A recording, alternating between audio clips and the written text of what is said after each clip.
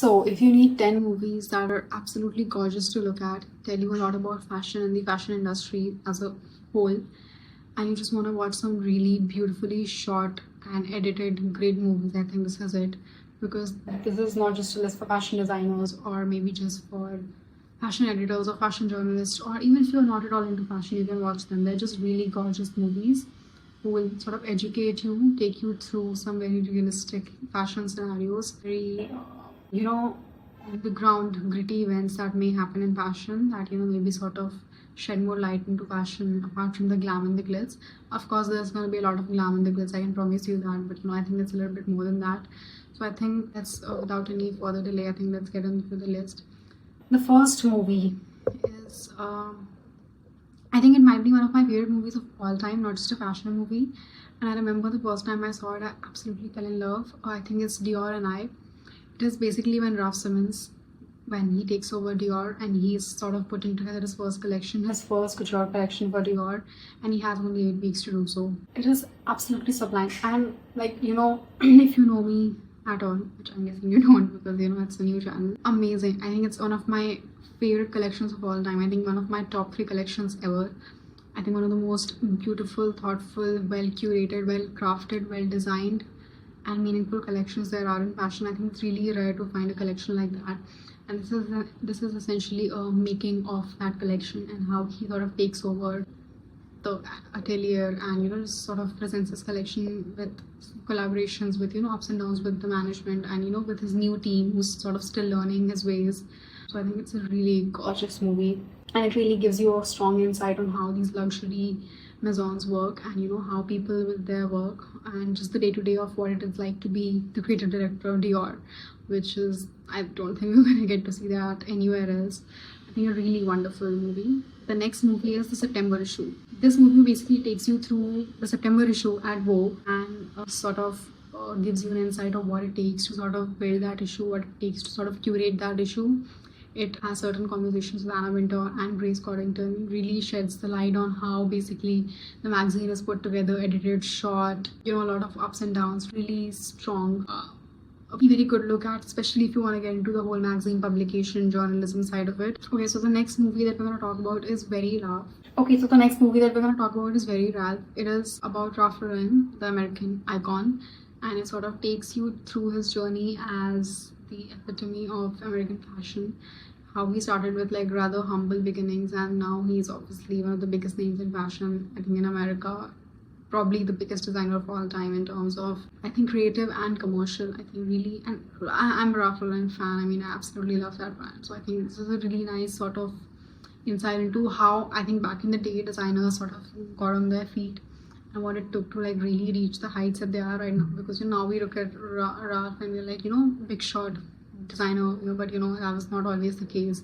So I think that's a really good movie and a very hard one. Okay, so the next movie, I think this is, I think in terms of a pure fashion film, and I think in terms of how gorgeous can a movie be, I think this movie is definitely the answer to that question.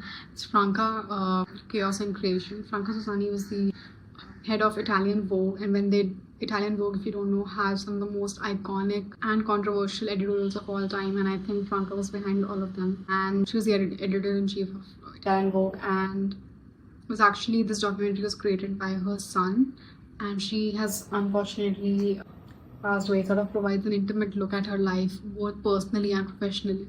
And I have to say, if you are slightly interested in design or you just want to see beautiful visuals, I think this movie is really beautiful. It just has some really great design references. I mean, Italian Vogue is one of the, if not the best Vogue out there. And in terms of creativity, the whole Sozzani era was iconic, and I think this really sort of tells you what she thought of, how she sort of approached her creative vision, direction, how she led the team. I think a really good movie. So the next movie is Lagerfeld Controversial Confidential.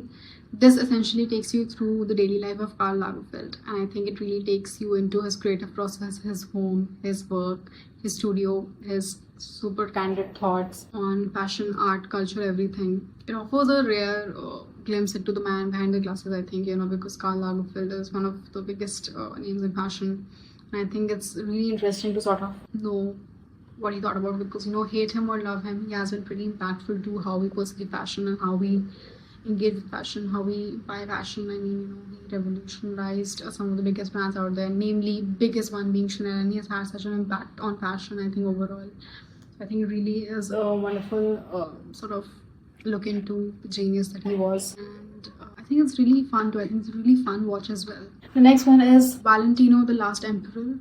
Sort of captures the final years of Valentino Garavani's career as he prepares for his last sort of farewell and retirement.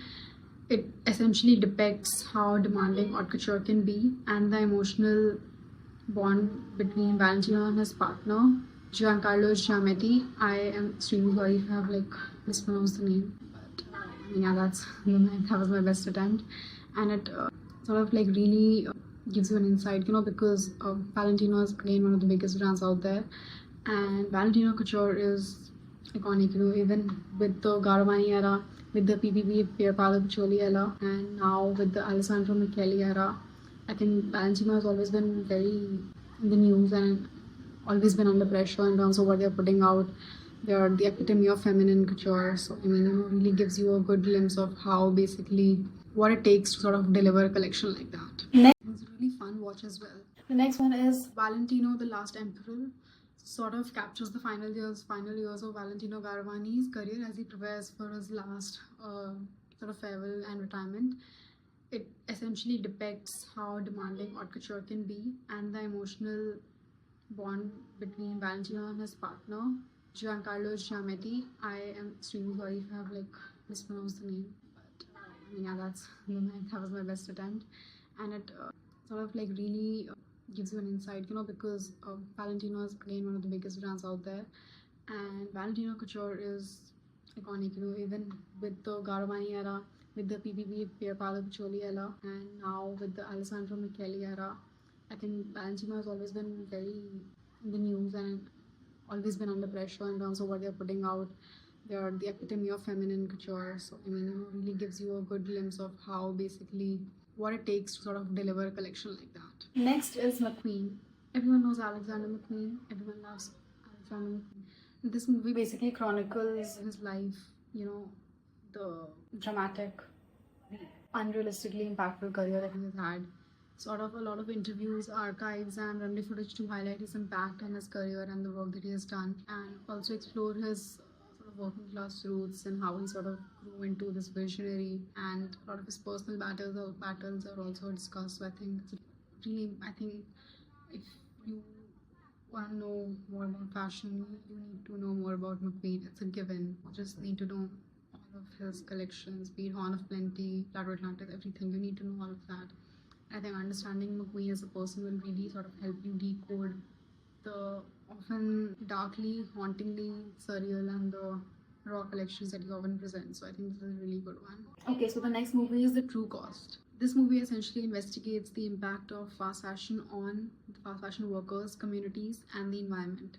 Fast fashion, like we all know, is absolutely horrible for the environment and the people, and it has already been negatively impactful to the past, and I hope that it doesn't continue to do the same in the future. It exposes a lot of issues like low wages, unsafe conditions, and just the traumatizing work environments that workers are supposed to work in, especially centers around Bangladesh a lot. Bangladesh is one of the biggest manufacturers, so I think it's really I am particularly biased with this movie because Bangladesh is essentially next to India, and as a South Asian country, I'm really horrified with some of the stories that I saw in the movie. And of course, it explores the ecological devastation that is caused by mass manufacturing. And and I'm sure we all know fast fashion is really bad, but I think this movie will really solidify and add some logic to that debate, which you may or may not have. And I think it also will get you a chance to hear the industry workers and factory workers speak, so you can actually understand what their plight is. Okay, so this next movie is super fun. It's the first Monday in May. It is essentially a behind the scenes documentary of the Met Gala for the most iconic theme there was, which is China looking through the glass, which, yes, had the iconic yellow Kyope Rihanna omelette look, whatever you want to call it. Sort of really reveals the planning, coordination, and the challenges of how to assemble that Met Gala night. And I think sort of features a lot of designer interviews, celebrity interviews, and a lot of Anna Mentor content. It sort of puts together and helps this mega fashion event come together. I think really good way to understand how these events are planned and what it takes. I remember this one scene which is just all about hustling and just being stressed about the seat in chart, which might not look that impactful, but apparently that is. So I mean, yeah, it's a really good look into what it takes to plan a night like that. The last movie is Catwalk. I'm a 90s fashion girl, and this movie is absolutely amazing. It essentially follows Christy Turlington throughout her spring fashion week in Milan, Paris, and New York City. It was actually from 1993, but it got released in 1995. Essentially, it just gives you a BTS behind the scenes of what it is to be a 90s supermodel like Christy Turlington and walk around and work in these glamorous fashion shows. And I think 90s fashion shows were so iconic, and that was the supermodel era.